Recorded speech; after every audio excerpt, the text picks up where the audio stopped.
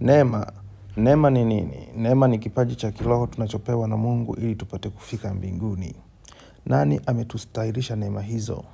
Yesu Kristo ametustahilisha neema hizo kwa mateso, kifo na ufufuko wake. Nani atugawia neema hizo? Roho Mtakatifu atugawia neema hizo kwa njia ya kanisa. Kuna aina ngapi za neema? Kuna aina 2 za neema. 1, neema ya utakaso. 2, neema ya msaada. Neema ya utakaso ni nini? Neema ya utakaso ni uzima wa kimungu rohoni mwetu. Neema ya msaada ni nini? Neema ya msaada ni kipaji cha kiroho kinachotusaidia kuanza kuendelea na kutimiza kazi ya wokovu wetu kwa kutenda mema na kuepuka mabaya. Neema ya msaada ni kipaji cha kiroho kinachotusaidia kuanza kuendelea na kutimiza kazi ya wokovu wetu kwa kutenda mema na kuepuka mabaya.